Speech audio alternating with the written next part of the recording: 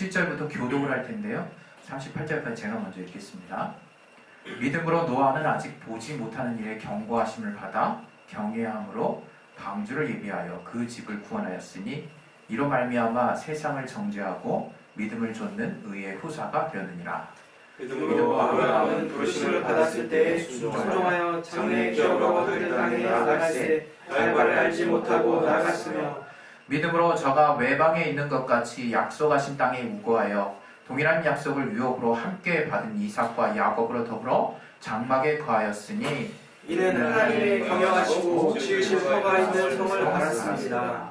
믿음으로 사라 자신도 나이 들고 단산하였으나 잉태하는 힘을 얻었으니 이는 약속하신 이를 믿으신 줄 알미라. 이러므로 죽은 자와 강물한 한 사람으로 말미암아 하늘의 푸른 별과 또 해의 우수한 노래와 같이 많이 생육하였느니라. 이 사람들은 다 믿음을 따라 죽었으며 약속을 받지 못하였을 때 그것들을 멀리서 보고 환영하며 또 땅에서는 외국인과 나그네로라 증거하였으니 이같이 말하는 자들은 본향을 찾는 것을 나타내니라. 저희가 나온 바 본향을 생각하였다면 돌아갈 기회가 있었으려니와 저희가 이제는 더 나은 본향을 사모하니 곧 하늘에 있는 것이다. 그러므로 하나님이 저희 하나님이라 일컬음 받으심을 부끄러워하시고 저희를 위하여 한 성을 예비하셨느니라. 아브라함은 시험을 받을 때 믿음으로 이삭을 드렸으니 저는 약속을 받은 자로되 그 독생자를 드렸느니라. 저에게 이미 말씀하시기를 내 자손이라 칭할 자는 이삭으로 말미암았습니다 하셨으니 저가 하나님이 능히 죽은 자 가운데서 다시 살리실 줄로 생각한지라 비유컨대 죽은 자 가운데서 도로 받은 것이니라. 믿음으로 이삭은 장차 오는 일에 대하여 야곱과 에서에게 축복하였으며 믿음으로 야곱은 죽을 때 요셉의 각 아들에게 축복하고 그 지팡이 머리에 의지하여 경배하였으며 믿음으로 요셉은 윤종시에 이스라엘 자손들에 떠날 것을 말하고 또 자기 해고를 위하여 명하였으며 믿음으로 모세가 낳았을 때 그 부모가 아름다운 아이임을 보고 석 달 동안 숨겨 임금의 명령을 무서워 아니하였으며 믿음으로 모세는 장성하여 바로의 공주의 아들이라 칭함을 거절하고 도리어 하나님의 백성과 함께 고난받기를 잠시 죄악의 나악을 누리는 것보다 더 좋아하고 그리스도를 위하여 받는 능력을 애굽의 모든 부하보다 더 큰 재물로 여겼으니 이는 상주심을 당하느니라. 믿음으로 애굽을 떠나 임금의 노함을 무서워 아니하고 곧 보이지 아니하는 자를 보는 것 같이 하여 참았으며 믿음으로 유월절과 피부리를 정하였으니 이는 장날을 의하는 자로 저희를 건드리지 않게 제하는 것이며 믿음으로 저희가 홍해를 육지같이 건넜으나 애굽 사람들은 이것을 시험하다가 빠져 죽었으며 믿음으로 7일 동안 여리고를 두고다니며 성이 무너졌으며 믿음으로 기생 라합은 정탐꾼을 평안히 영접하였으므로 순종치 아니한 자와 함께 멸망치 아니하였도다. 내가 무슨 말을 더하며 기드온, 바락, 삼손, 입다와 다윗과 사무엘과 이 선지자들의 이름을 말하면 내게 시간이 부족하려니와 저희가 믿음으로 나라들을 이기기도 하며 의를 행하기도 하며 약속을 받기도 하며 사자들의 입을 막기도 하며 불의 세력을 멸하기도 하며 칼날을 피하기도 하며 연약한 가운데서 강하기도 하며 전쟁의 용맹 되어 이방 사람들의 진을 물리치기도 하며 여자들은 자기의 죽은 자를 부활로 받기도 하며 또 어떤 이들은 더 좋은 부활을 얻고자 하여 악형을 받되 구차히 면하지 아니하였으며 또 어떤 이들은 시험과 채찍질뿐 아니라 결박과 옥에 갇히는 시험도 받았으며 돌에 치는 것과 톱으로 켜는 것과 시험과 칼에 죽는 것을 당하고 양과 염소의 가죽을 입고 유리하여 궁핍과 환난과 학대를 받았으니 이런 사람은 세상이 정죄하지 못하구나. 저희가 광야와 산지와 멸과 토굴에 예비하였느니라.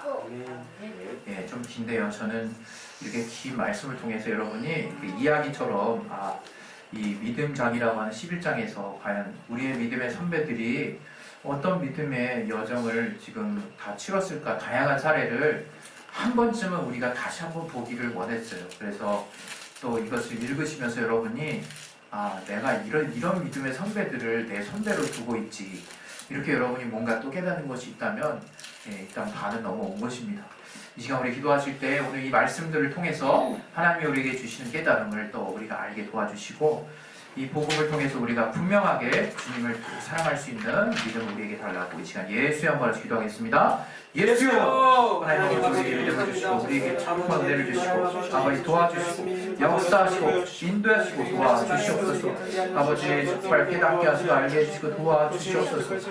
아버지 정말 하나님이 알게 하시고 역사해 주시고 귀한 은혜가 우리 안에 넘칠 수 있도록 아버지 도와주시고 주시옵소서. 주여 아버지 정말 주님이 알게 하시는 귀한 은혜가 우리 안에 넘칠 수 있도록 도와주시옵소서. 우리에게 믿음의 믿음을 더하여 주시고 성령으로 충만하게 해주시고 도와주시고 인도해 주시옵소서. 아버지께 하시기 인도해 주시옵소서. 역사하시기 인도해 주시옵소서. 예수 이름으로 했습니다. 하나님은 우리의 믿음을 아주 귀하게 여기시는 분이십니다. 아주 중요하게 여기시는 분이세요. 그래서 우리가 아는 복음서에서도 예수님이 다른 많은 것들을 용납하시고 함께 하시고 수용하셨지만 우리의 믿음 없음과 관련해서는 그 사람의 믿음이 작든지 크든지 또 아직 완성 중이든지 상관없이 믿음을 쓰지 않는 부분에 대해서는 가차없이 책망하시고 제자들을 또 혼을 내셨던 장면들을 우리는 떠올릴 수 있습니다. 그것은 우리가 믿음도 또 하나 우리 안에 또 법칙이 되거나 어떤 원칙이 돼서 우리 안에 그냥 지식적인 수준의 또 하나의 또 뭔가가 생겨서 이렇게 하면 주님이 기뻐하시겠지라고 하는 수단이 생기도록 주님이 요구하시는 게 아니에요. 잘 들으셔야 됩니다. 그것은 믿음은 정말 때로는 하나님께 나아가는 단 하나밖에 없는 수단이 맞지만 하나님은 정말 우리의 믿음을 보시기를 원하는 것이 지금 신앙생활이라는 거예요. 다시 한번 우리가 기억하십니다. 하나님이 우리에게 원하시는 게 뭘까? 믿음입니다 라고 얘기하죠. 그 믿음이 벌써 우리 안에 공식화되고 우리 안에 형식화되어 있다면 이제 그것으로 그냥 가는 길이 또 편하게 느껴진다면 우린 조금 불편할 필요가 있어요. 믿음은 주님과의 관계예요. 믿음은 하나님의 보좌를 움직일 수 있는 하나님이 우리를 통해서 역사하실 수 있는 유일한 통로예요. 사실 믿음은 하나님이 우리를 만드셨을 때부터 기대하셨던 바예요. 하나님이 로봇에게 믿음을 기대하시겠습니까? 우리 인간들이 만든 어떤 로봇들에게 우리가 기대하는 건 뭐예요? 나름대로 또 그들이 믿고 있는 바가 있겠죠. 그냥 단순히 기대하는 자기가 이렇게 인풋을 넣었으니까 그렇게 아웃풋이 나오기를 기대하는 그뿐이겠죠. 그러나 너무나 정말 하나님이 우리를 심요막측하게 지으셨어요.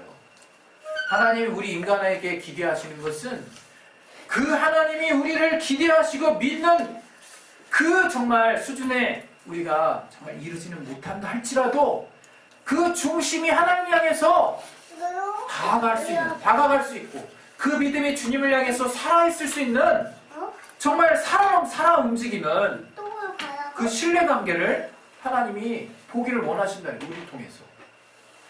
이게 얼마나 놀라운 사실인지 모릅니다. 이것은 절대 무엇을 만든 자가 만들어진 자에게 기대할 수 없는 영역인데 하나님이 우리를 그렇게 할 수 있도록 만드시고 그것을 기대하신다는 거예요. 우리는 그것을 신앙이라고 또 말하는 거예요. 그래서 우리가 신앙생활을 한다는 것은 늘 주님과의 그 신뢰관계를 정말 만들어가는 관계예요. 우리가 정말 신뢰관계가 다소 흐트러졌다면 그걸 회복하는 게 신앙생활이고 또 신뢰관계가 잘 돼 있다 할지라도 하나님의 말씀을 더욱 우리가 받아들임으로 하나님을 더 신뢰할 수 있게 되는 것이 이게 바로 신앙생활이거든요. 그래서 신앙은 예전에도 몇 번 말씀드렸지만 믿을 신자의 우러를 앙주라 그랬어요. 우러를 앙자. 우리가 고개를 들고 하늘을 우러르면 뭐가 보입니까? 그냥 하늘밖에 안 보이잖아요. 그 신앙이라는 건 하나님을 대상으로 우리가 그분을 신뢰한다는 걸 말하는 것이거든요. 오늘 이 히브리서 11장에도 무엇이 담겨 있느냐? 우리가 믿음으로 승리한 그 이야기가 담겨 있다라고 우리는 설명할 수 있어요. 왜? 우리의 삶이 있고 우리는 인간이고 우리는 하나님께 무언가를 받기를 원하니까. 그러나 더 이 히브리서에서 말하려고 하는 것은 저들이 하나님을 믿었다는 것을 지금 말하는 거예요. 그 믿음의 결과에 대해서 말하는 게 아니라 저들이 하나님을 믿었다라고 하는 그 사실을 이 히브리서 기자가 우리들에게 말하려고 하는 거예요. 그래서 히브리서 우리가 오늘 1절부터 쭉 읽었던, 7절부터 쭉 읽었던 그 이후에는 38절까지 다양한 사례들이 나와 있는 거예요. 거기에는 더 큰 믿음이 없고 더 작은 믿음이 없어요. 하나님 보실 때는 물론 하나님이 각각 우리가 쓰는 믿음은 어떻게 보실지 모르겠어요. 또 우리가 보기에는 우리가 중요시 여기는 가치들이 다 남다르기 때문에 어떤 사람은 정말 자식을 최고로 생각하는 사람이 있고 어떤 사람은 명예를 최고로 생각하는 사람이 있고 어떤 사람은 인생의 승리를 최고에 정말 가치로 여긴 사람이 있어요. 그러나 그러한 다양한 사람들 모두가 그러한 귀하게 여기는 가치들보다 주님을 우선으로 한다면 그 주님을 우선으로 하는 가치 가운데서 자기에게 주신 그 부르심을 최우선의 또 그 두 번째 가치로 여겨서 그것이 이루어지기를 바라는 마음이 굉장히 크겠죠. 그러면 믿음으로 그 다음에 내가 원하는 것들을 투영하기 시작하는 거예요. 여러분 우리가 살면서 꿈이 없는 사람들은 정말 우울합니다. 그 사람의 삶 자체가. 우리 이 땅에서의 인생이 길지 않잖아요. 우리가 정말 눈 깜빡할 때마다 10년이 지나갔다라고 느낄 수 있어요. 나중에. 정말 그렇게 지나가는 것 같아요. 느낌이. 인생이라는 게 어떻게 보느냐에 따라서 굉장히 허무할 수 있지만 하나님은 또 전도서의 전도자의 말처럼 우리를 또 허무한 삶 가운데서 또 우리를 어떻게 구원하셨는지를 이 땅의 짧은 시간 가운데 알게 하시는 거거든요. 그러니까 여러분이 이 땅의 삶을 사시는 동안에 정말 내가 어떠한 믿음으로 하나님과 함께 했느냐라고 하는 그림을 여러분이 그리실 수 있다면 여러분 너무나 잘 산 삶을 사신 거예요. 하나님은 우리의 삶 가운데 믿음의 흔적을 남겨주시기를 원하시는 거예요. 그래서 이 히브리서의 이 내용들을 보면 다양하지만 또 우리 인간들이 보기에는 어떤 믿음은 커 보이고 어떤 믿음은 작아 보이지만 결코 그렇게 볼 수 없는 부분들이지만 하나님은 보시기에는 우리를 귀하게 여기신다. 우리가 갖고 있는 각각이 하나님의 그 말씀에 화답했던 그 믿음의 순종들을 귀하게 보신다. 각각을. 저는 이런 여러 가지 사례들을 통해서 특별히 오늘 야곱과 기드온의 사례를 좀 같이 나눠보고 싶어요. 오늘 같이 봤던 내용들 중에서 이 야곱의 이야기를 한번 좀 봅시다. 야곱. 우리 11장 우리 쭉 보면 야곱이 어디 나오냐면 21절이 나와. 21절.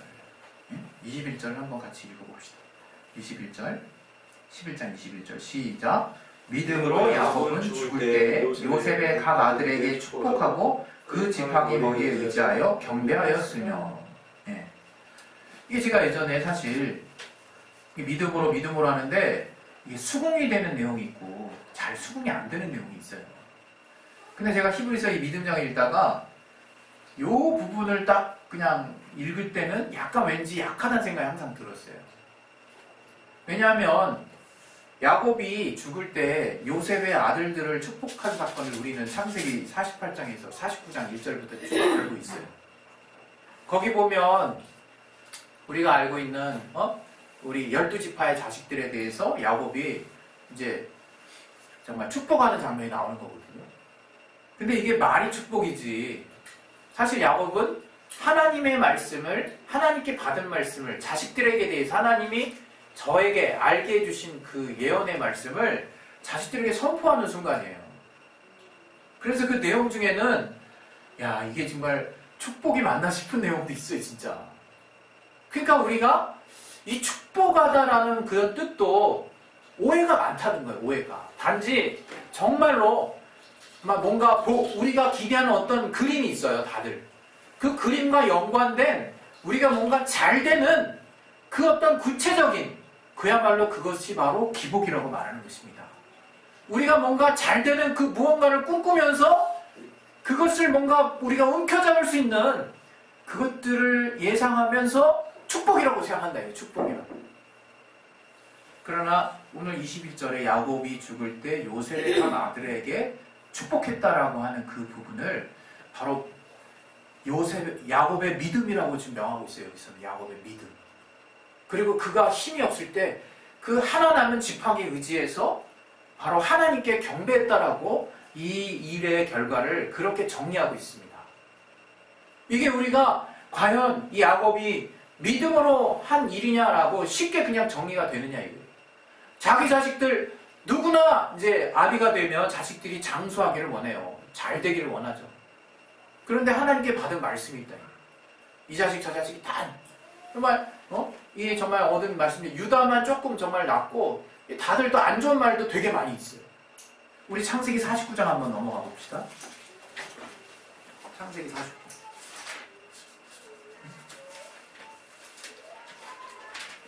창세기 49장 1절부터 한번 보시면 한번 눈으로 한번 쭉 보세요.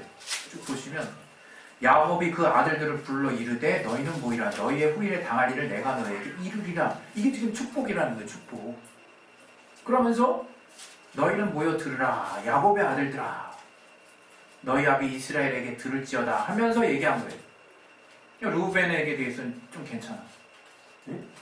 근데 르우벤이 실수한 게 있죠. 아비의 침상에 올라. 그래서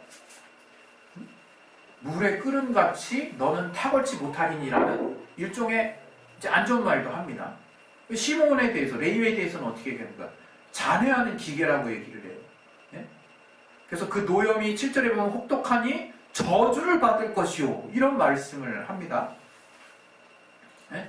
유다에 대해서는 절하리로다 말을 했지만 또 뭐 유다를 떠나지 않다는 말씀도 하고 그러나 쭉 이제 이어서 얘기해서 쭉 보면 이게 지금 이 내용들이 결코 그냥 단순히 좋은 말만 하는 게 아닌 거죠.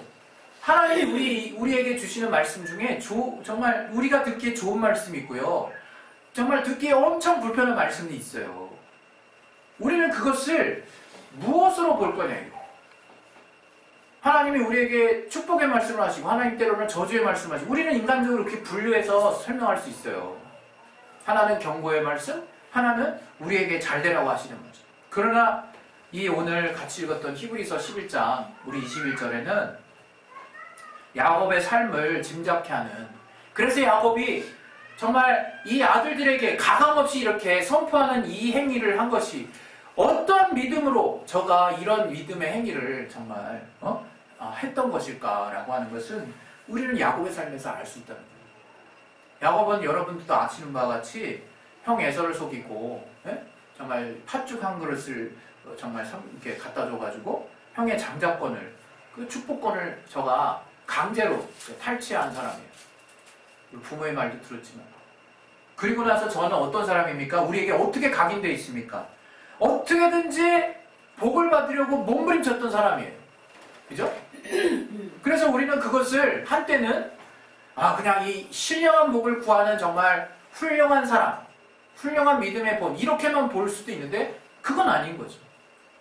저가 영적인 복이든 눈에 닥치는 복이든 정말 자기의 복을 위해서 남을 해하고 남의 삶을 무참히 짓밟는 행위는 결단코 그거는 올바른 행위가 아닙니다. 그럼 우리가 야곱에게서 볼 수 있는 어떤 교훈이 뭘까? 저의 마지막 여정에서 볼 수 있는 거예요. 야곱은 결국 깨달아요.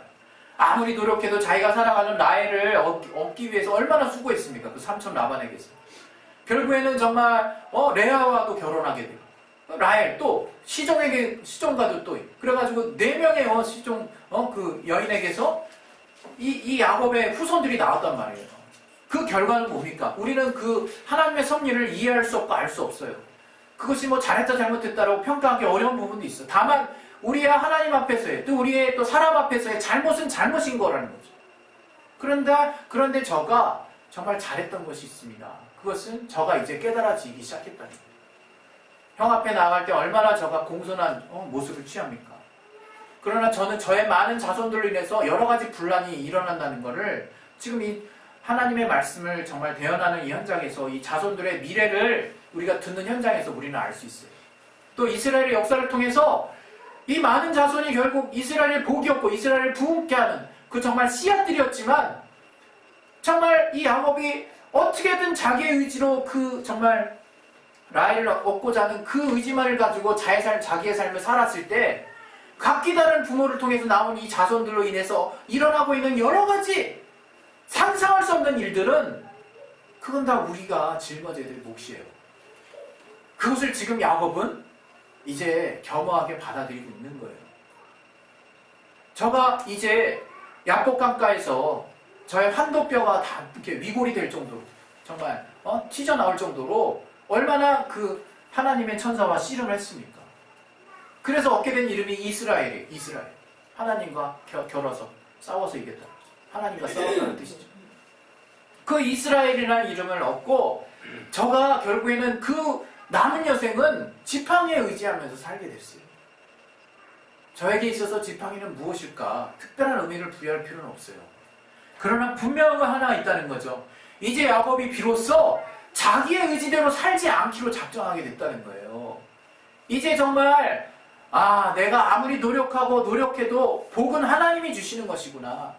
내가 하나님만을 의지하는 삶을 이제 저가 살기 시작했다는 거예요. 그 남은 인생에. 저가 아무리 노력해서 정말 마치 얻을 거 다 얻고 복도 다 받았지만 이 모든 복이 한순간에 다 날아갈 수 있다는 것을 형을 통해서 알았고 저는 그 하나님이 선하게 그 형의 마음을 정말 바꿔주셔서 인도하시는 것. 또 저가 그 형을 만나기 전에 그 하나님의 천사와 싸워서 결국 하나님을 통해서 자기가 정말 얻어야 한다라고 하는 분명한 인도하심을 저가 얻었던 것입니다.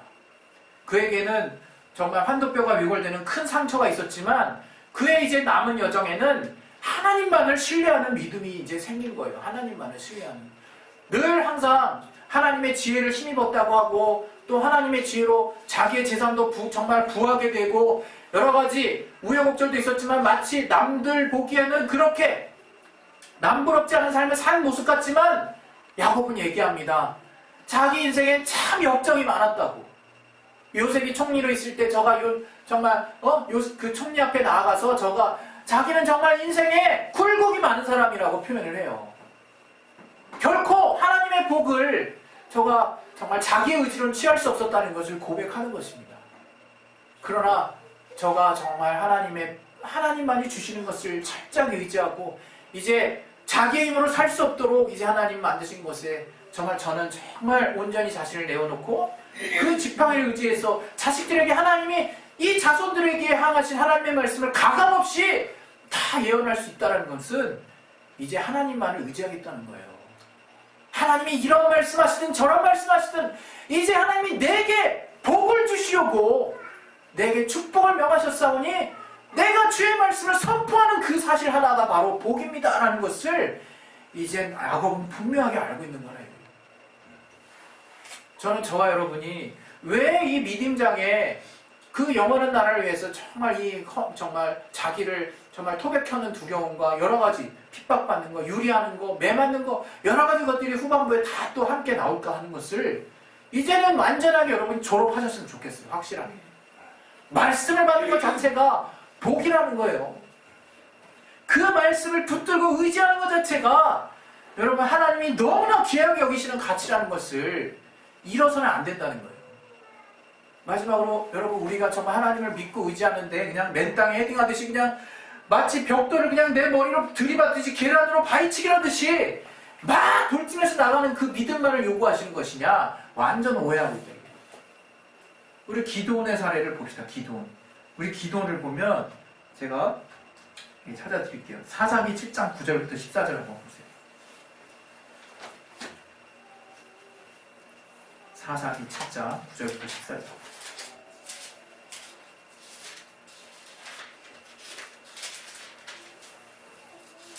우리 같이 한번 읽어봅시다.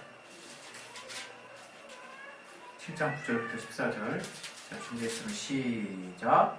이 밤에 여호와께서 기드온에게 이르시되 일어나 내려가서 적진을 치라. 내가 그것을 네 손에 붙였느니라.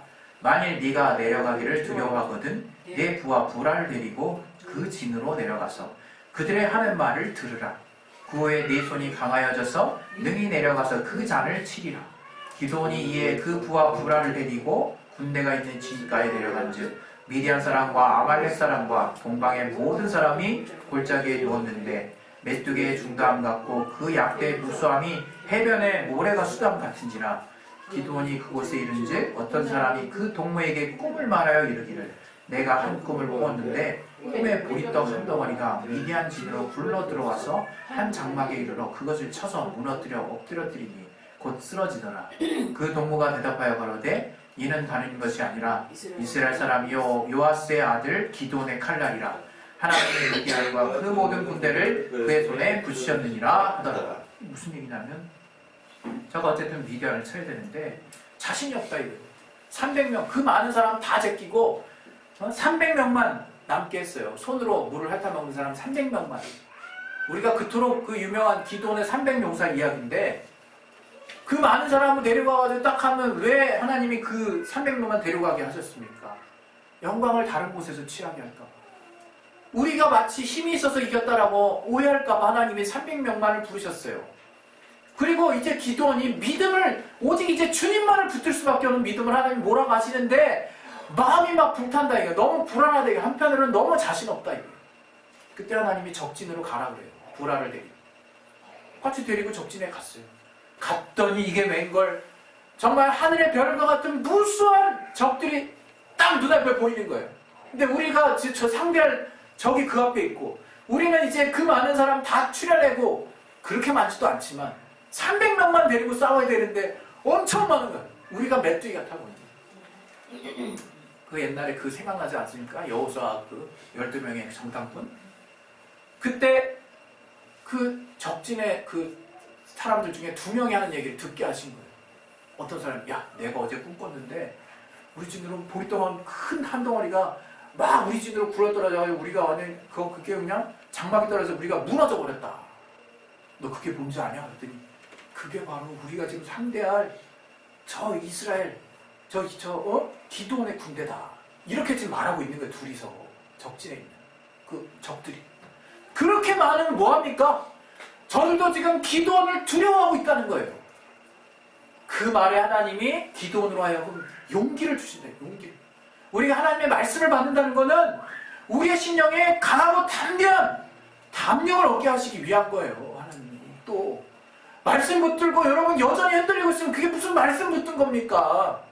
여전히 그냥 나 혼자서 흔들리고 있는 거지. 그리고 하나님이 밑도 끝도 없어. 300명이야. 딱 시키십니다. 100명만 딱 가서 뭐합니까? 항아리 들고 한쪽에서 횃불 들고 그냥 적진에 쭉 들어서가지고 뭐 하겠습니까? 우리는 기도하는 군대, 우리는 하나님의 군대 외치게 한 다음에 항아리를 깨놓으세요. 왼손으로. 와장창창 깨는 소리가 들리겠죠. 횃불을 들고 나가는데 적진이 완전 혼비백산을 자기네끼리 싸우고 완전히 무력화돼서 다 도망가 버렸어요. 승리했어요. 우리가. 이게 바로 하나님의 역사라는 거예요. 하나님의 역사. 여러분 여기에는 너무나 많은 일들이 있어요. 우리가 믿음을 쓴다고 하는 것을 과소평가하시면 안 돼요. 자꾸 우리가 보는 틀 안에서 우리를 막아놓으면 안 된다. 하나님이 정말 믿음을 쓰는 우리의 여정 가운데서 또 함께 하시고 도와주시고 독려하실 뿐만 아니라 우리가 믿음을 쓰는 그 순간에 정말 하나님은 우리의 믿음만을 보시기 원하신다는 것을 절대로 잊지 마셔서 다른 것은 흔들려도 내 주님을 향한 믿음만은 흔들리지 마시길 바랍니다. 원수는 우리에게 계속 속일 거예요. 야, 너 믿음만 가지고 되겠니? 좀 다른 것도 하고 이것도 하고 저것도 하고 좀 이것저것 다 해봐. 그것은 여러분 우리가 주님을 완전하게 믿고 우리 할 일을 다 한다는 그 개념하고 다른 이야기예요. 우리가 믿음을 쓰는 것이 뭔가 불완전하고 불안해서 다른 것들을 도모하는 그 부분을 원수는 계속 공략한다 이거예요. 그러지 마세요. 우리가 하나님이 우리에게 주신 믿음이 있다면 그건 끝까지 가져가는 거예요. 그리고 그 와중에 하나님 우리에게 깨닫게 하시는 우리가 순종해서 무언가 해야 할 일을 생각나게 하신다면 그 일은 그대로 하는 거예요. 자꾸 그 일을 하는 걸 통해서 이러니까 하나님이 더 뭐 해주시겠지라고 우리의 공로와 믿음을 자꾸 희석시키지 마시고 하나님 오직 말씀을 통해서 이 믿음의 선진들은 그 말씀만을 믿고 행했다는 것을 기억하셔서 그 말씀을 더 온전케 하시고 믿음 그 말씀에 더 담력을 주시는 하나님의 인도하심을 성령을 통해서 선하게 받으시는 저와 여러분의 심령이 되시기를 예수 이름으로 축원드립니다.